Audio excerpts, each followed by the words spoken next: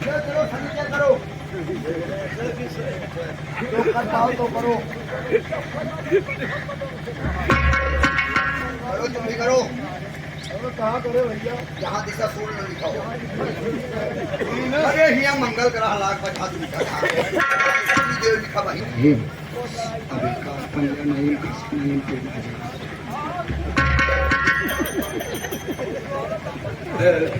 Madam जी बोलिए करोगे। देखिए मैडम, कोर्ट के ऑर्डर के अनुसार आपके दोनों क्लाइंट जेल से 22 रिहा हो चुके हैं। इस वक्त मैं ड्यूटी पर हूँ, मैं चलना चाहता हूँ मैडम। ठीक है, आप जाइए अपनी ड्यूटी में भाई। ठीक है मैडम।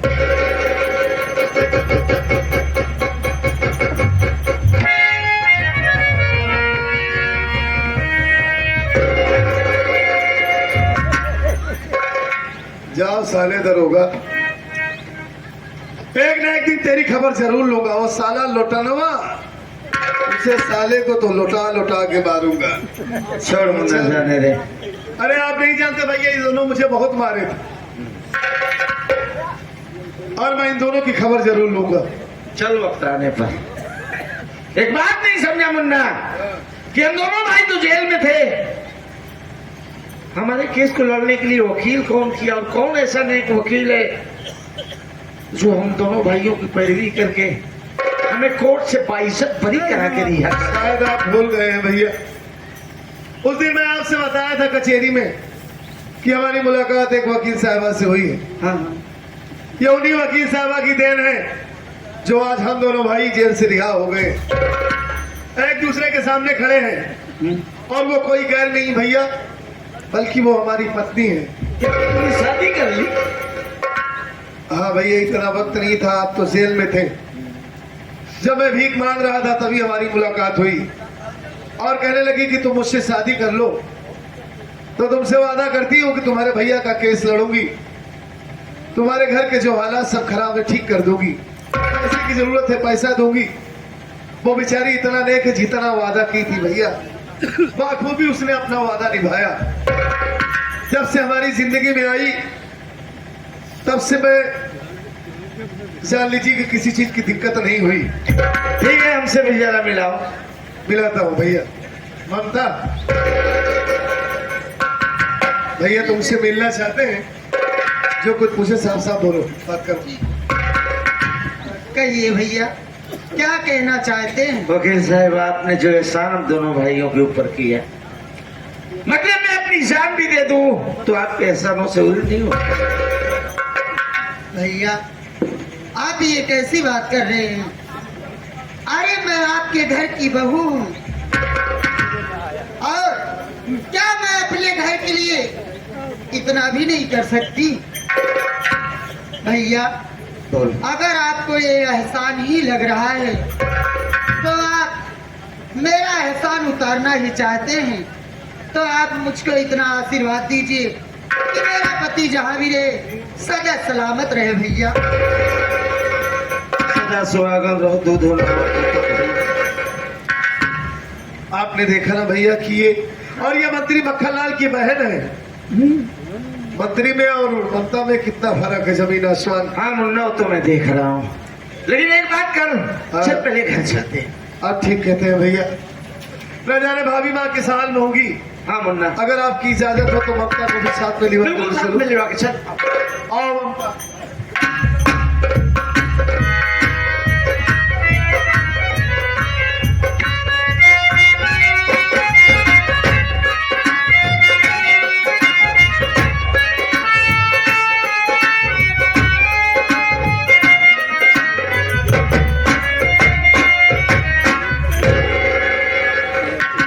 दरवा गए थे मेरे खिलाफ रिपोर्ट दर्ज कराने के लिए। धर्राज ने क्या किया कोई खबर नहीं मिली है अभी तक। मैं इंतजार करता हूँ।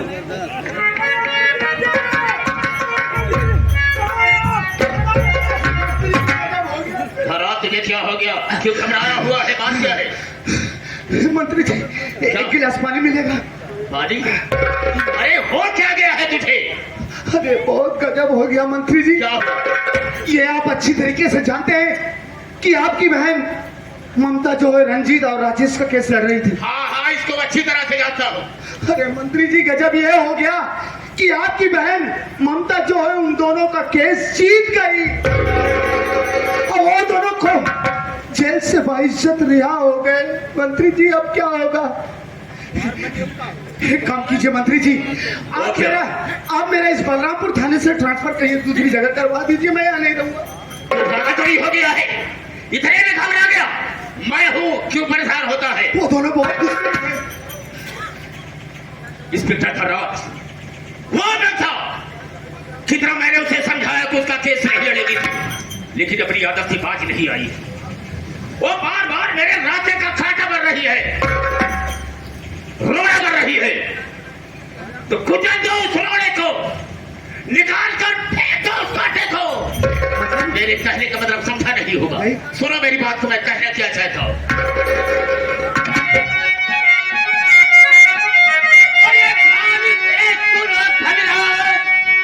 मेरी बात को मार दो जानते, ममता को जाए कर 24 घंटे का मौका। अरे मैं तुझे दे रहा रुपया, फिर करोड़ों में नौबाई कर।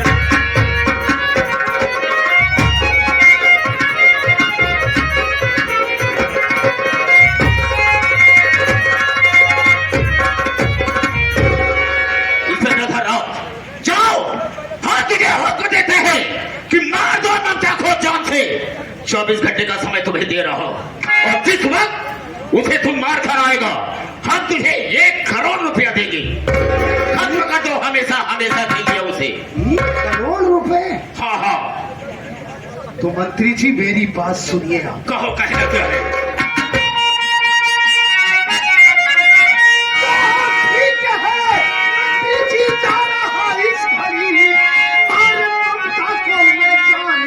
आऊंगा, 24 घंटे का मौका मुझे दीजिए, काम पूरा सभी करके मैं आऊंगा। उम्मीद करता हूं।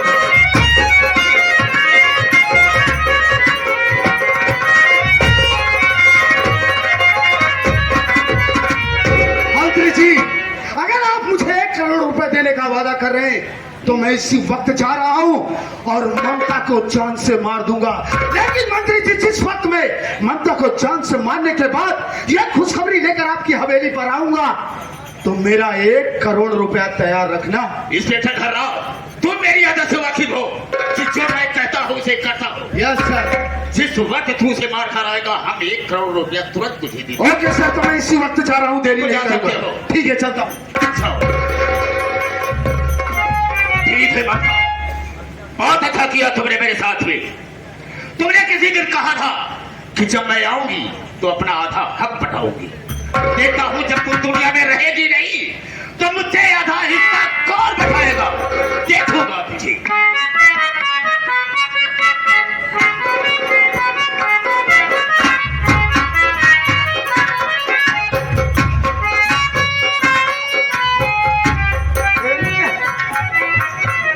घर में कोई दिखाई नहीं दे रहा है, ताला लगा है। वही तो मैं भी सोच रहा हूँ भैया, कहाँ गए होंगे सर? भाभी माँ कहीं जाती तो नहीं है? शायद कहीं पड़ोस में गई हो। आवाज लगाता हूँ, बोला भाभी माँ, अरे भाभी माँ, देखो ना आप लोग आ गए। भाभी, अरे भाभी तुम कहाँ हो? भाभी, ये राम शरण भैया रो क्यों रहे हैं? क्या बात बात क्या है भाई साहब? यार हमारे घर में ताला लगा, कोई दिख नहीं रहा है, ना बच्चा दिखाई दे रहा है, ना बंदा, ना कहाँ गया?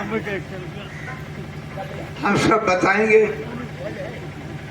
हमको मालूम था कि हम लोग यही प्रश्न पूछेंगे, हमारी पत्नी कहाँ गई? आप पूछेंगे हमारी भाभी माँ कहाँ गई? हाँ भैया, ये ताला कैसे लगा है घर में? और साहब तो बहन के कत्ल केस में आप जेल चले गए थे, आपको अच्छी तरह से जानते हैं। आपका भतीजा बहुत बीमार था। हाँ भैया, मुझे मालूम है। अब आप वादा भी किए थे कि मैं जा रहा हूँ पैसे के इंतजाम करके आऊंगा, हाँ भैया सब याद है हमें। इलाज कराऊंगा। आने में आप विलम्ब कर दिए। भाभी मैंने सोचा मंत्री मक्खन लाल जो कि नारी सहायता केंद्र खोल रखा है, हाँ हाँ वहां पर जाओगे, हमें कुछ आर्थिक मदद मिलेगी। अच्छा वहां जाऊंगी। जाने के बाद ऐसा कुछ नहीं हुआ भैया। क्या हुआ? और मंत्री मक्खन लाल भाभी माँ की इज्जत को लूट लिया।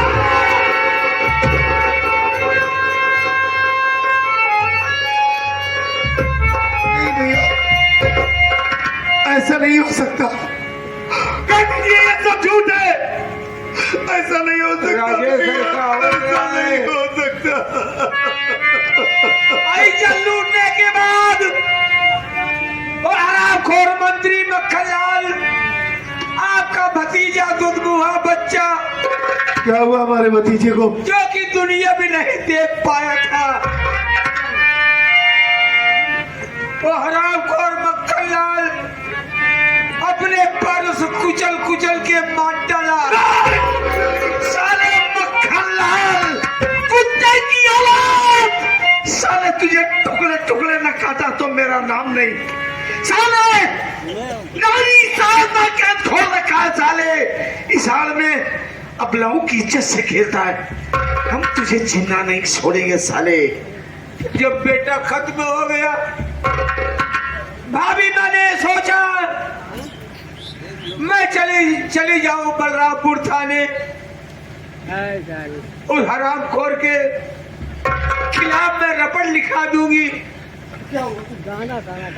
बच्चे को लेकर लड़खड़ाती हुई बलरामपुर थाने पहुंच गई, जहां पर हरामखोर इंस्पेक्टर धनराज मौजूद था।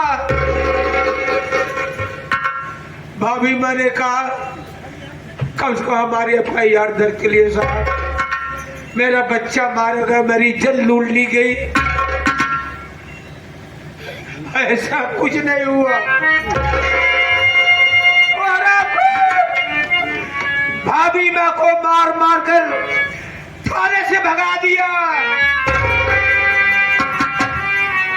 अब भाभी कहाँ होगी? अपने मरे हुए बच्चे लेकर कहाँ टहलती होगी? इसके विषय में कुछ नहीं पता।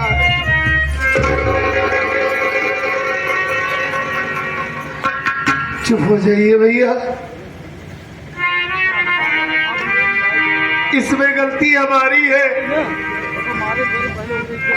हमारी वजह से भाभी माँ की इज्जत लूट ली गई। मैंने आपसे वादा तो कर लिया भैया कि मैं आपके बेटे का और आपकी पत्नी का अपनी जान से ज्यादा ख्याल रखूंगा, लेकिन मैं अपना वादा नहीं निभा सका भैया। हमें माफ कर दीजिए। ये वही सच्चा धनराज है जो आरामखोर मंत्री मक्खन लाल के कहने पर हमें जेल के अंदर डाल दिया। जितना बड़ा गुनहगार मंत्री मक्खन लाल नहीं है, उससे बड़ा गुनहगार ये है भैया। मैं आपकी अमानत की रक्षा नहीं कर सका, हमें माफ कर दीजिए।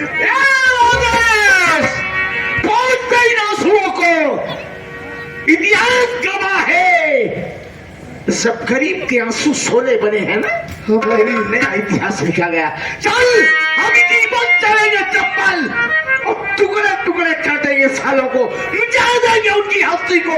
चल चल शिवा चल। बिल्कुल ठीक कहते हैं भैया।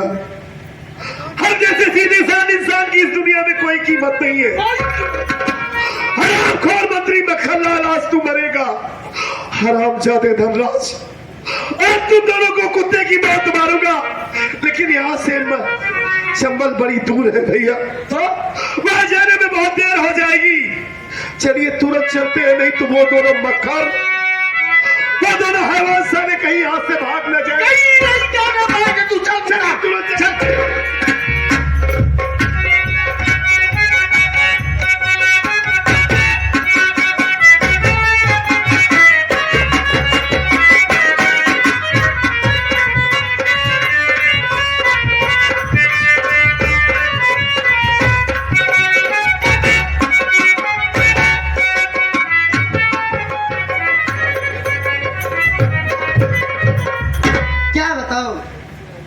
आज इसलिए मुझको यहीं पर बुलाए थे, लेकिन वो अभी तक नहीं आए।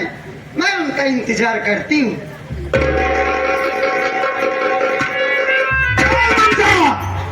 कहाँ जा रही है रे? अरे धनराज, तू? हाँ मैं तो अपने पति का इंतजार कर रही थी, लेकिन तू कहाँ से टपक पड़ा? अच्छा, हाँ, तू अपने पति का इंतजार कर रही थी? अरे चला नजरें उठा कर देख, तेरे सामने साक्षात यमराज धनराज सिंह। है? तेरे कहने का मतलब क्या? कहने का समझ में नहीं आया। लटनवा बे, मेरे कहने का मतलब ये है क्या? कि आज मैं तुझे जान से मार दूंगा। लेकिन धनराज, तुम मेरे जान के पीछे क्यों पड़ा हुआ है? मैं तेरा क्या बिगाड़ा? अरे तूने मेरा कुछ नहीं बिगाड़ा है रे।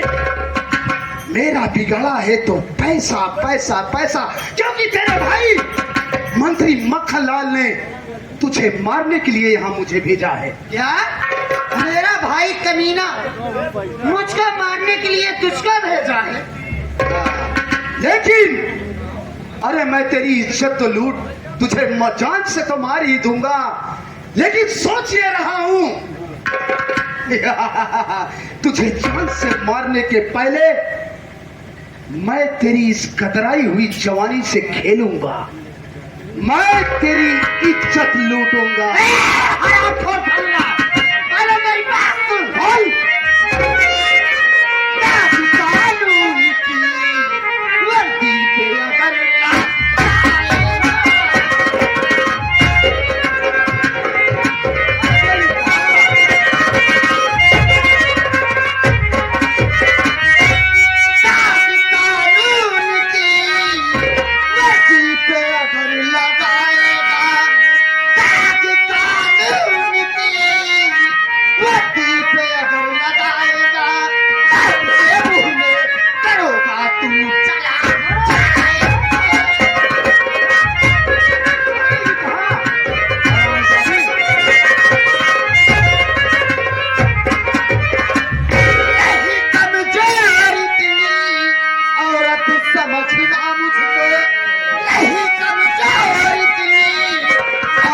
समझना मुझको, तेरे भावना जगत आज